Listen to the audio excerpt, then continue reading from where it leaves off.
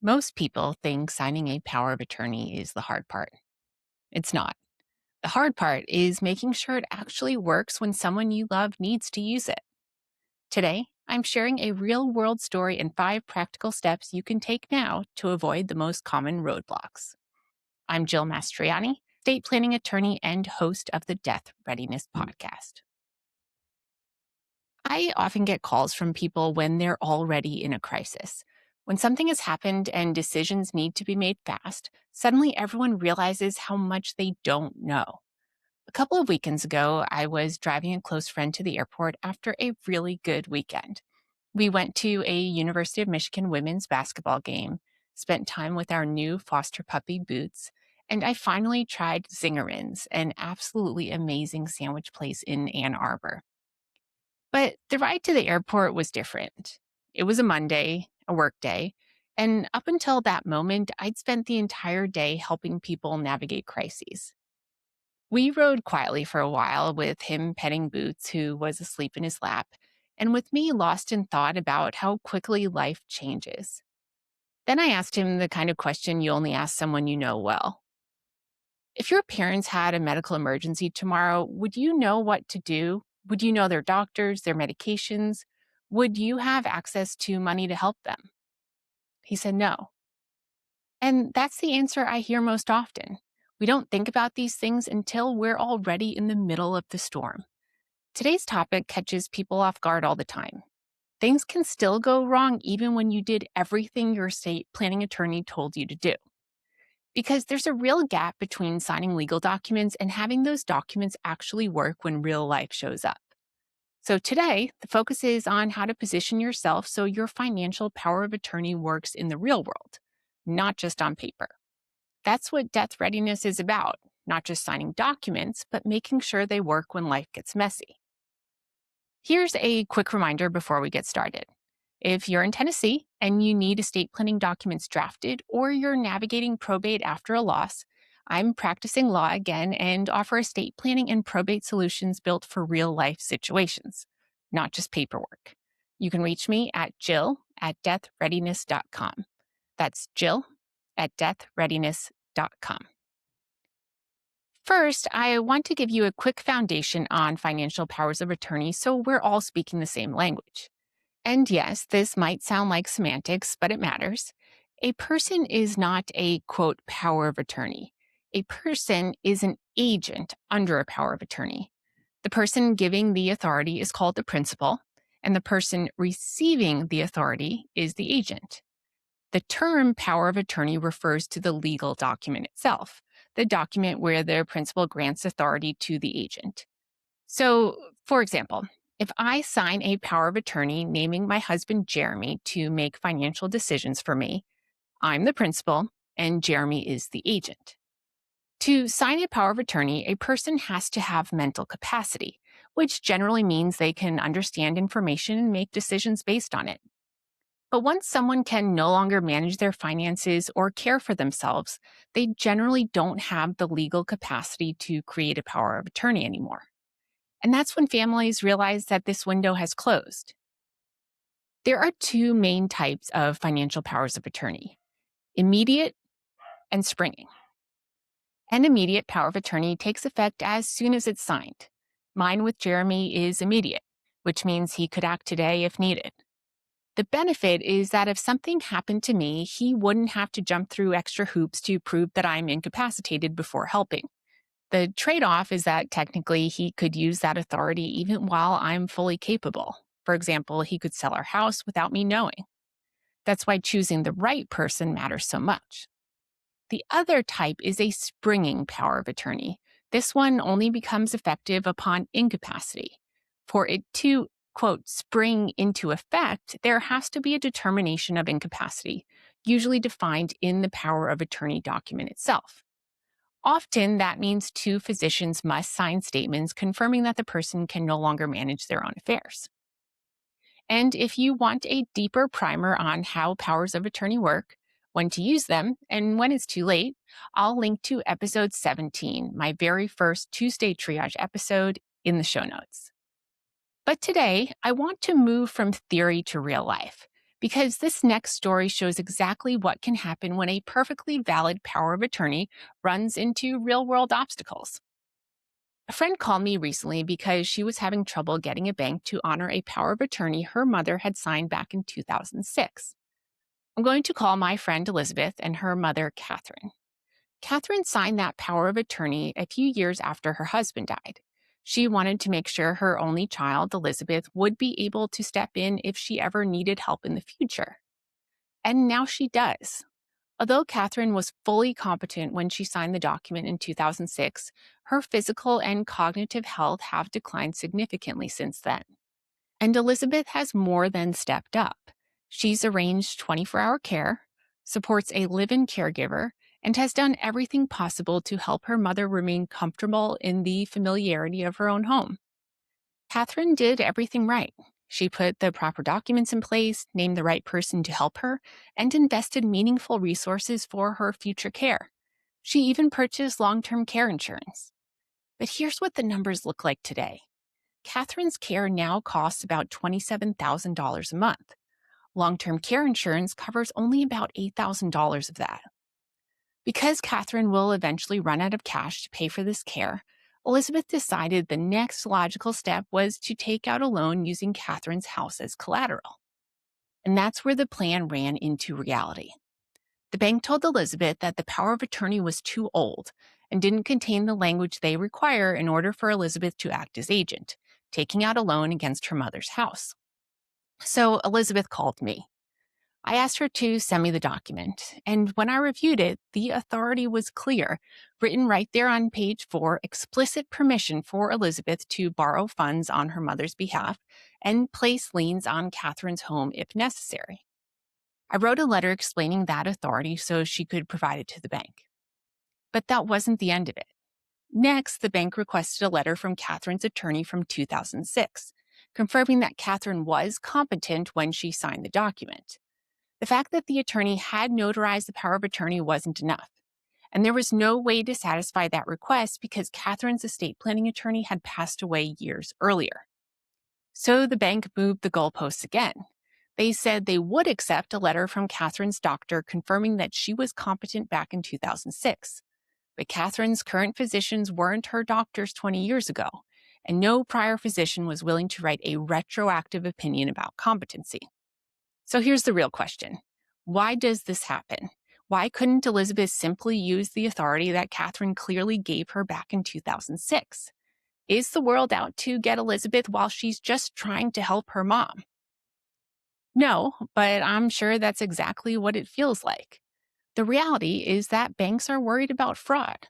Frontline bank employees usually aren't trained to read or interpret legal documents, and even in-house legal counsel aren't necessarily estate planning experts. Their job is to reduce risk for the bank. And Catherine's power of attorney, even though it's perfectly valid, doesn't look like the forms they see every day. It doesn't match the internal template that makes them feel comfortable.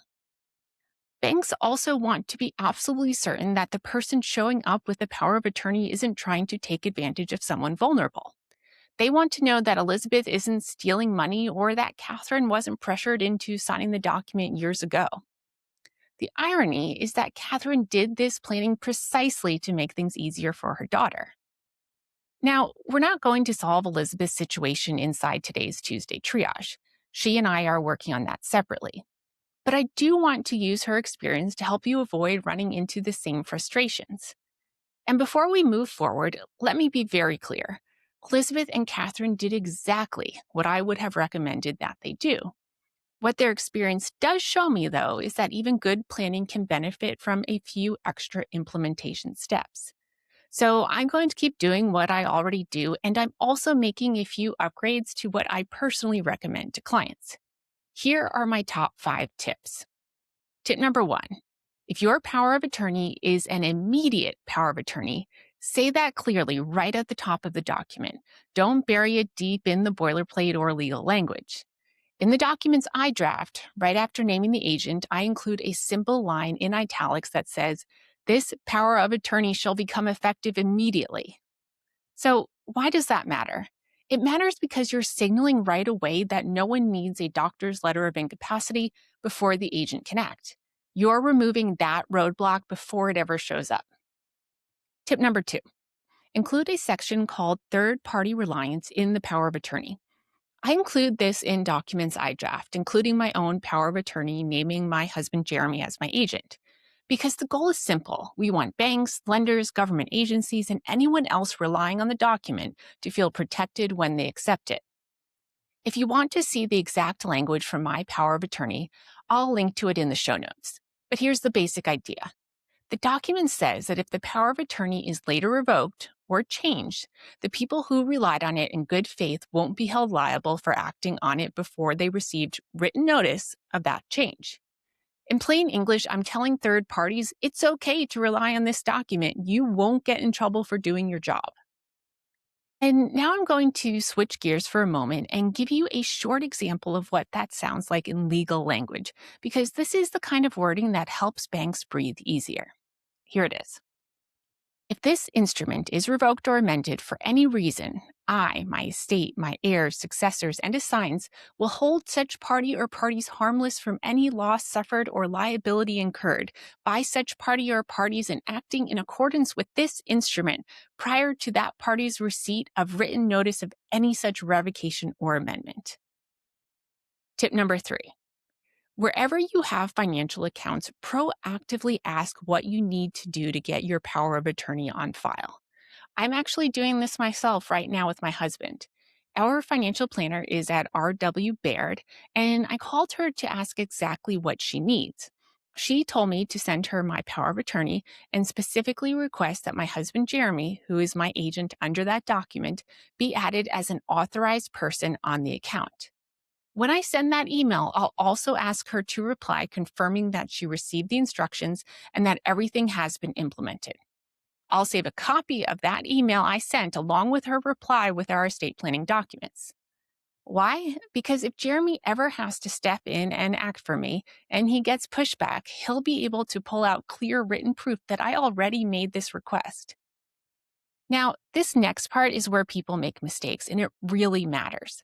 Sometimes a financial advisor, or more commonly a bank employee, will accidentally add the agent under a power of attorney as a joint owner on the account instead of adding them as an agent.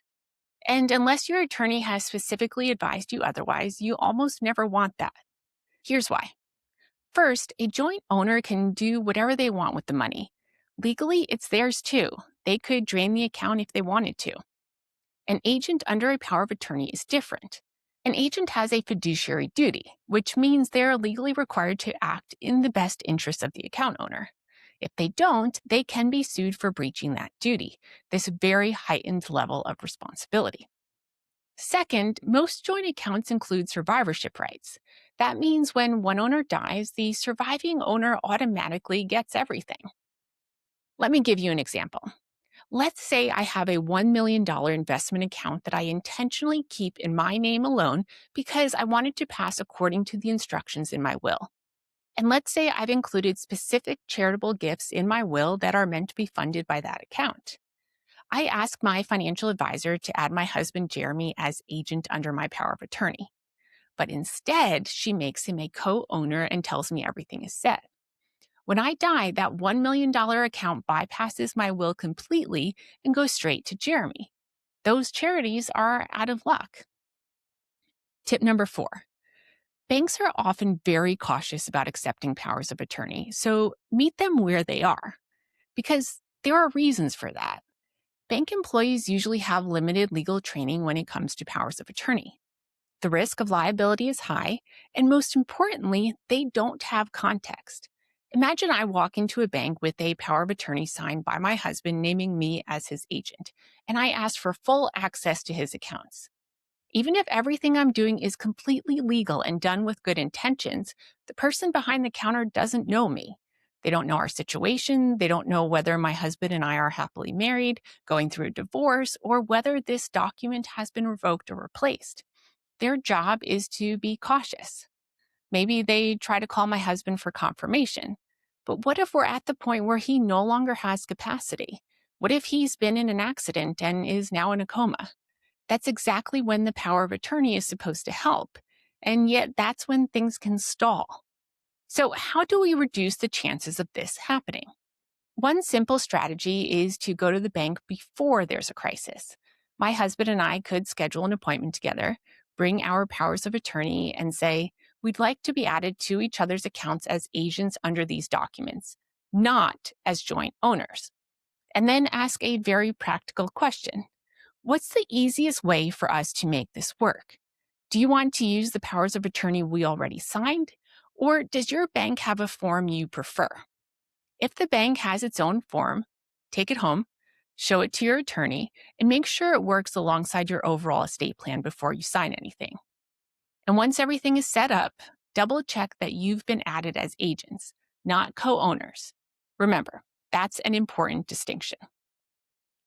Okay, I have one more tip coming, but before we move on, let's pause for a quick recap because this is a lot of information and I want to make sure we stay grounded in the big picture. Tip number one was about making the document itself easy to understand at a glance, clearly stating when the power of attorney becomes effective so no one is left guessing in a moment of stress. Tip number two was about giving third parties, banks, lenders, and financial institutions permission to trust what they're looking at. That third party reliance language, which I've linked to in the show notes, helps them feel more comfortable saying yes instead of defaulting to no. Tip number three focused on the behind the scenes work most people don't think about, getting your power of attorney on file ahead of time and making sure your agent is added the right way, as an agent, not as a joint owner. And tip number four was about meeting the real world where it is, understanding that banks are cautious and that doing some of this work before a crisis and potentially using the bank's forms can save your family a lot of frustration later. So, if you're noticing a theme here, it's this. The goal isn't just signing good documents, it's reducing friction for the people who may one day need to use them. Now we're at today's final tip, tip number five. Refresh your powers of attorney periodically, even if you're not changing the people you've named as agents. My husband and I last signed our estate planning documents in September 2021, and we plan to refresh them before September 2026. Nothing major is changing. We still want the same people in the same roles, but updating the documents helps keep them current and makes them feel more familiar to banks and financial institutions. If you do refresh your documents and you've named the same agents as in prior documents, keep the prior signed versions. Older copies can actually help show a consistent pattern of intent over time. And here's something people don't always realize. If you're simply updating dates and not making substantive changes, your attorney might not even charge or might not need much involvement at all. Now, if everything I've talked about today sounds like a lot of work, it kind of is. I'm not going to pretend otherwise. But like most things in estate planning, it's far more work to try to fix problems when you're already in a crisis. Life is hard, incapacity is hard, loss is hard, and I know that. But I also know this. If you're listening to this podcast, you're probably someone who doesn't shy away from hard things. And at the same time, I know we all have limits on our bandwidth. I don't want anyone to walk away thinking they shouldn't sign a power of attorney unless they can do every single implementation step perfectly. Done is better than perfect. If you do nothing else, sign the powers of attorney.